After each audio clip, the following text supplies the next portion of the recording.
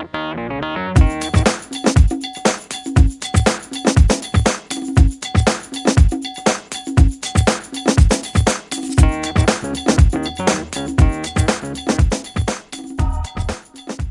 trigo es un cultivo que siempre hay que considerar en las secuencias cuando hacemos agricultura continua.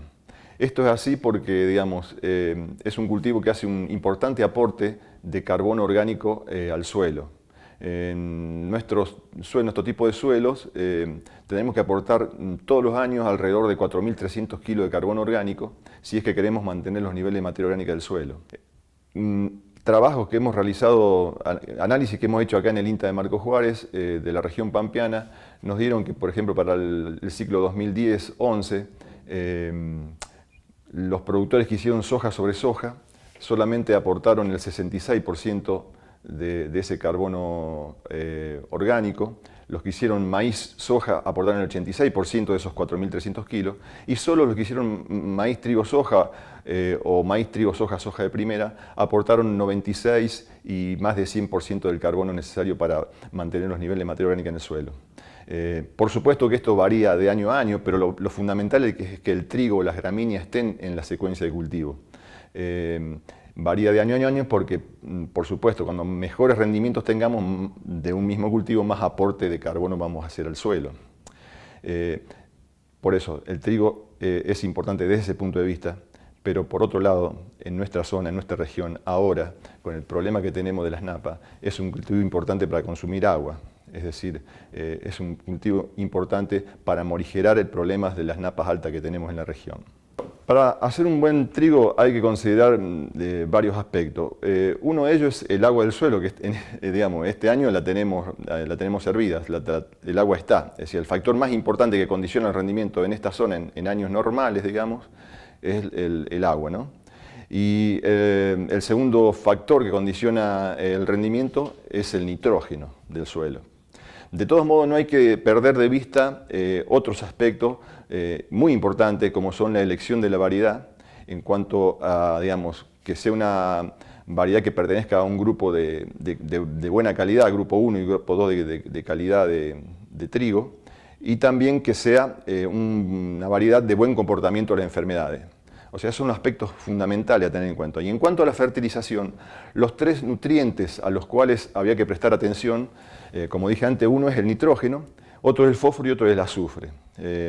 Como hacemos trigo y seguramente después de ese trigo vamos a hacer soja, hay que considerar en el caso del trigo, tanto para azufre como para fósforo, que se puede hacer la fertilización en trigo pensando en la soja. Es decir, con lo que hacemos en el trigo, poner un plus para que después nos alcance para la soja de segunda.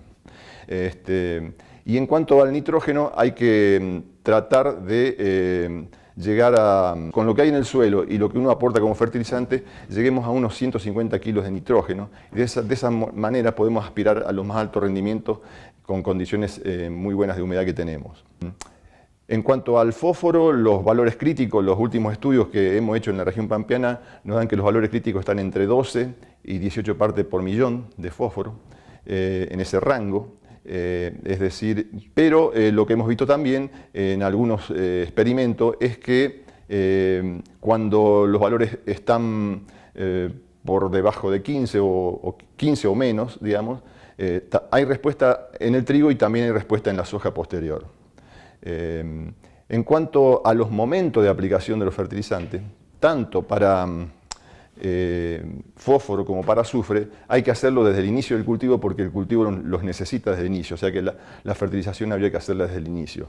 En cuanto a la forma de aplicación, en el caso del fósforo y el azufre se puede aplicar previo a la siembra, al boleo, sobre todo en el caso de fósforo cuando aplicamos dosis alta. Ahora, cuando tenemos lotes que tienen bajos valores de fósforo,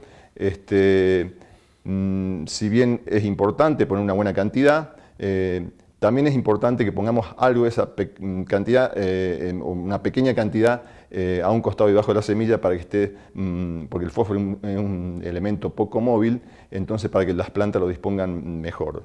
En cuanto al nitrógeno, para trigo Generalmente en nuestra zona las aplicaciones las hacíamos en presiembra o durante la siembra, previo a la siembra o durante la siembra, porque es un nutriente, digamos que si bien es móvil, como las condiciones de precipitaciones posteriores no son altas durante el invierno, no se perdería. Algo distinto ocurrió el año pasado, que después vamos a hablar de este tema. Bueno, los resultados que tuvimos el año pasado acá en la región se pueden considerar muy buenos en cuanto a rendimiento. Es decir, en general, en análisis que hizo la gente del laboratorio de semillas de acá del INTA Marco Juárez, determinó muy bajos niveles de proteína. Esto es debido a, digamos, a los bajos niveles de nitrógeno que se utilizaron y por otro lado a las precipitaciones que ocurrieron, que seguramente hubo lavado en muchos casos. En nuestros experimentos en particular hemos tenido muy buenos rendimientos y respuesta a la fertilización. La fertilización la habíamos hecho de nitrógeno previo a la siembra.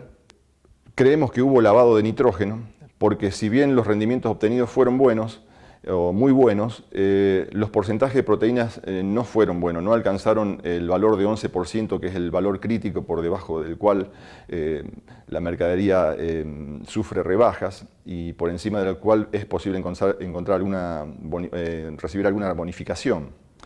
Es así que los distintos tratamientos que probamos, lo que nos llamó la atención fue un tratamiento en el cual en la secuencia de cultivo hay cultivos de cobertura, es decir, en la secuencia previo al maíz utilizamos vicia y previo a la soja de primera utilizamos triticales. Y en ese caso, en ese tratamiento, tuvimos un plus de rendimiento y un mejor nivel de proteína, si bien no llegamos al 11%, que es el valor crítico, digamos, fue el más alto valor de proteína de todo el experimento. Por lo cual, con respecto a los momentos de aplicación del nitrógeno, habría que considerar cómo va a ser este año. Hay que estar bien atento a lo que dicen los pronósticos, digamos, si realmente el niño se va a cortar, si va a seguir, y de acuerdo a esto, hacer nuestra estrategia de fertilización. Es decir, si el pronóstico nos dice de que va a ser un año niño, donde vamos a tener posibilidades de precipitaciones como el año pasado en el mes de agosto, que creemos que fueron las precipitaciones que nos lavaron el nitrógeno, es decir, en el mes de agosto del año pasado precipitaron 90 milímetros, siendo que la media histórica es de 10 milímetros. Eso hace de que gran parte o buena parte del nitrógeno se haya perdido y eso hace que, digamos, no hayamos obtenido los valores de proteínas en los lotes que se habían fertilizado adecuadamente que quisiéramos, porque la fertilización la habíamos hecho a la siembra. O sea, si se da ese tipo de año, lo aconsejable sería, hacer un diagnóstico de necesidad de nitrógeno, si se puede una pequeña parte ponerla durante la siembra, una gran parte durante el macollaje e inclusive guardarnos algo para aplicar en hoja bandera en forma foliar para mejorar los niveles de proteína.